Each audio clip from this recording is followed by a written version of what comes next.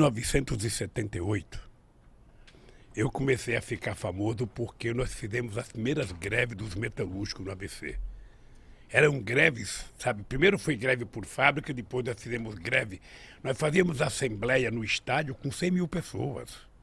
Era muita coisa. Então, aí o pessoal começou a me convidar para ir para a política. E eu dizia assim, eu achava que eu era inteligente, eu dizia assim, eu não gosto de política e não gosto de quem gosta de política. Eu achava que era o máximo. A imprensa batia palma, eu saía na primeira página dos jornais, finalmente surgiu um operário que não gosta de política, ele não quer o poder, ele só quer melhorar um pouquinho o salário dele e tal. Aí, cara, foi passando 3, 4 meses, eu estava na rua fazendo campanha, sabe para quem? Pro Fernando Henrique Cardoso. Por quê? Porque ele era candidato ao Senado, sabe? Ele disputava com o Montoro e com o Cláudio Lembo. E ele tinha votado do exílio, era uma figura interessante, porque era mais jovem, porque era um cara mais à esquerda, sabe? Mais à esquerda, mas depois ficou mais à direita e tal. Mas eu tinha uma boa relação com ele, e não foi ele que pediu para mim, não. Fui eu que fui pedir para ele para apoiá-lo. Eu e muitos sindicalistas. Aí depois eu descobri que se a gente não cria um partido político, a gente estava ferrado. Porque você nunca pode esperar que alguém faça por você aquilo que você mesmo tem que fazer. Então você fica esperando que o Congresso Nacional aprove as coisas boas para o país. Você já parou para analisar quem é que está no Congresso Nacional? Você já viu o prontuário de cada um? Você já viu a ficha de cada um? Você já viu a origem de cada um? Se você não vê isso, você não vai saber votar. Se você não vê, você vai votar equivocadamente. É como se você fosse colocar uma raposa no seu galinheiro achando que a raposa vai engordar as galinhas. Não vai, vai comer as galinhas. Então eu descobri que era preciso fazer um partido. Descobri porque eu fui no Congresso brigar para não aprovar uma lei. E quando eu cheguei lá, eu percebi que não tinha nenhum trabalhador. Aí então eu comecei a fazer política, sabe? Eu fui gostando da política, e eu achei que era o caminho. Se você está descontente com alguma coisa, é através da política que você vai mudar. Sabe? Então você tem que participar, você tem que saber como participar. Sabe? E quando eu digo isso, ô Mitica, eu digo o seguinte, veja, eu não acho que um artista, eu não acho que um cara tem que dizer eu voto em fulano, não tem que dizer nada, ele tem que ser profissional, fazer o programa dele, dizer o que ele bem entender. Ele é político na hora que ele vai votar, a não ser que ele queira assumir publicamente a tarefa. E eu então fui.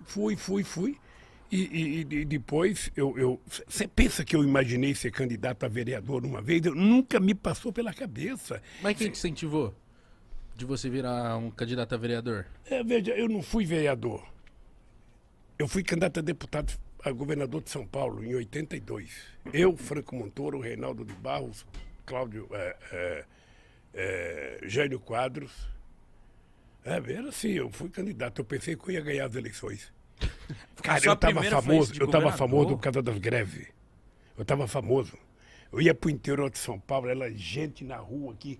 As pessoas não imaginavam como é que eu juntava tanta gente na rua. Eu dava autógrafo. Tinha um livro que foi lançado meu chamado Lula, Entrevistas e Discursos. Eu descia do palanque, lá tinha que dar autógrafo, sabe? Eu pensei que eu ia ganhar as eleições. Puta merda, só tive 10% dos votos. Fiquei em quarto lugar, perdi até do Jânio Quadros. Mas de primeira? Mas eu achei que eu ia convicto. ganhar. O comício do encerramento da campanha no Pacaembu. Você não tem noção a quantidade de gente. Que ano que era, Lula? 1982. Você não tinha nem nascido, cara. Não. Até não tinha nem nascido. Não tava. Aí eu fui lá. E aquela multidão de gente, sabe? Falou, já era meu. Porra, vou ganhar as eleições. Já me via como governador. Sabe? Aí fiquei em quarto lugar. Uma frustração. Você não tem noção da frustração. Eu até pensei em parar. Aí quando foi em 85, eu fui para Cuba. Eu conheci o Fidel. Aí fui lá visitar o Gente Fidel. boa? Hein? Gente boa? Gente boa.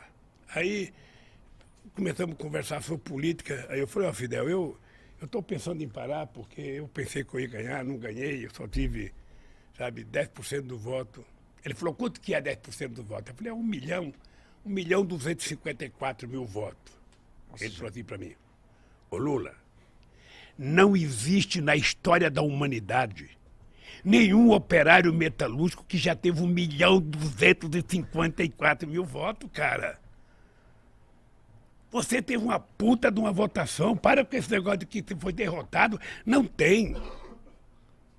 Aí eu falei, pô, eu sou bom. O Fidel falou, então... Sabe, então foi muito bom, porque isso me deu coragem de entrar na política, eu fui aprendendo. Era muito chato, porque eu imaginava que todo trabalhador ia votar em mim. Sabe, eu falava, bom, eu sou trabalhador, sou do Partido dos Trabalhadores, todo trabalhador vai votar em mim. Puta, eu ficava nervoso, mais nervoso.